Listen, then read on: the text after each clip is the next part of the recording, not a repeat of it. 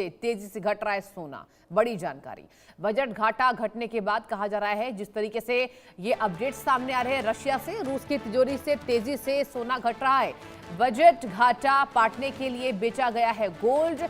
2026 में 43.5 टन सोना बेच चुका है रशिया। यूक्रेन युद्ध से बड़ा आर्थिक दबाव रूस के ऊपर। रक्षा खर्च ने बढ़ाई है क्रेमलिन की चिंता और रूस की वित्तीय स्थिति पर उठे सवाल। मेरे साथ डिफेंस एक्सपर्ट के तौर पर जीपी वाजपेयी सर लगातार इंडिया न्यूज पर बने हुए हैं। वाजपेयी सर, ये बताइए कि रशिया के पास तो वाकई अब ऐसा लग रहा है कि आर्थिक बोझ जो है वो बढ़ता जा रहा है। सर, आपको क्या लग रहा है, जो सोना बेचने की नौबत आ गई है रशिया पर, क्या आगे दबाव और बढ़ेगा?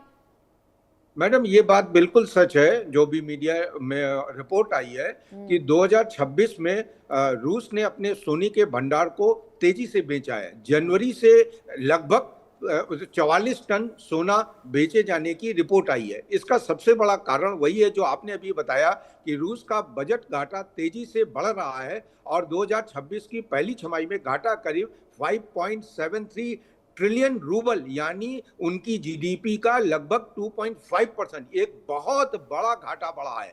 और अब ये बात विश्व के विश्लेषकों को समझना चाहिए कि ये सोना क्यों बेचा गया, क्योंकि हो क्या रहा है, जो वेस्टर्न सैंक्शंस लगे हैं उसके चलते रूस के लिए विदेशी मुद्रा और दूसरे रिजर्व एसेट का इस्तेमाल बहुत सीमित हो गया है। इसलिए सोना एक तुरंत लिक्विड एसेट है जो अब रूस के लिए एक स्ट्रेटेजिक रिजर्व बन गया है। और अब रूस के ऊपर युद्ध का दबाव है। यूक्रेन के साथ इनका युद्ध चल रहा है जिसमें भारी सैन्य खर्च हो रहा है, सरकारी खर्च है और कमजोर अस्थिर तेल और गैस का जो इनका व्यापार था उस पे भी बहुत इफेक्ट पड़ा है, क्योंकि यूएस ने बहुत से सारे सैंक्शन लगाए हैं। आपको मालूम होगा हमारे देश पे भी सैंक्शन लगाया है। हमारे इंडिया और यूएस के साथ जो ट्रेड डील हो रही थी उसमें भी बीच बीच में 2 बार ये बात आई कि जब ये युद्ध हुआ कि हमने 1 महीने के लिए आपको सैंक्शन दिया है, रूस से तेल आयात करते हैं। भारत को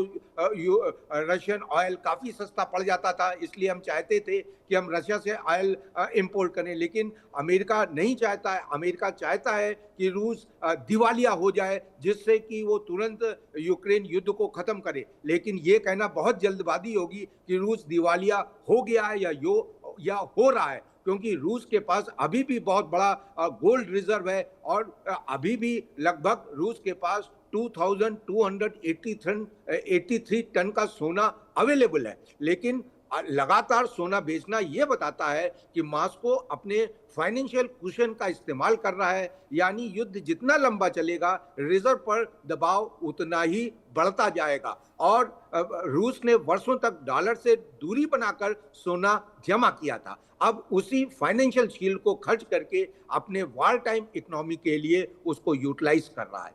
बिल्कुल सर, बहुत अच्छी जानकारी आपने दी। और सर, आपसे मैं ये भी जानना चाहती हूँ कि क्या आपको क्या लग रहा है, यूक्रेन तो लगातार सर देखिए पीछे तो नहीं हट रहा है, रशिया महाशक्ति है, in spite of that Ukraine पीछे हटने को तैयार नहीं है। तो जिस तरीके से रूस का दबाव यूक्रेन पर बढ़ रहा है, आपको क्या लगता है कि आने वाले समय में किसी बड़े देश की जरूरत यूक्रेन को पड़ सकती है? सर मैडम, यहाँ पे भी 2 बातें समझना जरूरी है। यूक्रेन के साथ ओपनली बहुत से यूरोपियन कंट्रीज, क्योंकि रूस का आधिपत्य या रूस का प्रभाव बढ़ने का सीधा खतरा रूस के यूरोप के बाकी देशों के ऊपर भी है।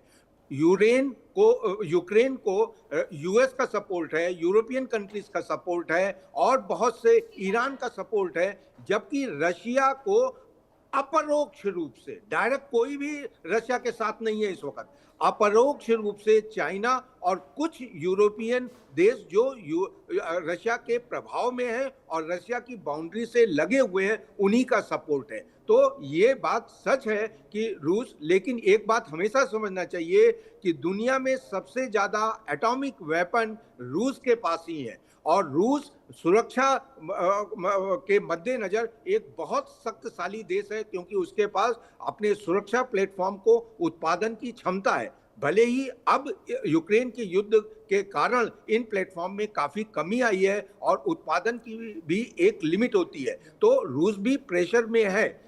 साथ ही साथ उसके जो ऑयल और गैस के एक्सपोर्ट हैं वो सैंक्शन के चलते लिमिटेड हैं। रूस भी इस वक्त भारी दबाव में है। बस मुझे इसी चीज का व्यक्तिगत डर लगता है कि कहीं ऐसा ना हो जब सब तरीके से रूस के ऊपर दबाव बन जाए, उसका वो दिवालिया होने के कगार पे आ जाए, एज ए लास्ट ऑप्शन वो किसी एटॉमिक बम का यूज ना कर ले इस युद्ध में, और तब बहुत बड़ी वैश्विक तबाही बढ़ेगी, तबाही की तरफ विश्व बढ़ जाएगा। बिल्कुल सर, और देखिए वाकई तबाही की ओर पूरा जो विश्व है वो बढ़ता नजर आ रहा है। एक तरफ ईरान, अमेरिका, एक तरफ यूक्रेन और रशिया। अब सर ये बताइए कि रशिया के ऊपर जो आर्थिक दबाव बढ़ा है, क्या रशिया फाइट करना कम कर देगा यूक्रेन के सामने, या उतनी ही शक्ति से रिटालिएट करेगा जितना वो करता नजर आ रहा है?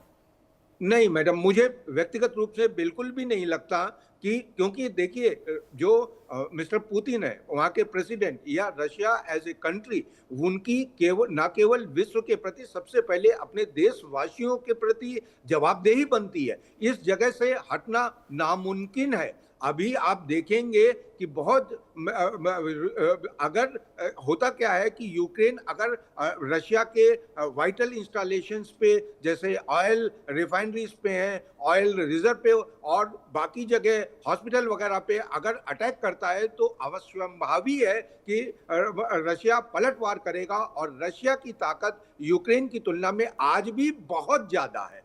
कोई भी जो यूक्रेन का रक्षा की जो पावर है उसको तुलना में, सर मैं आपसे अनुरोध करूंगी आप बने रहिए। एक और बड़ी खबर चीन से आ रही है, उस पर भी आपसे ही मैं जानकारी लूंगी।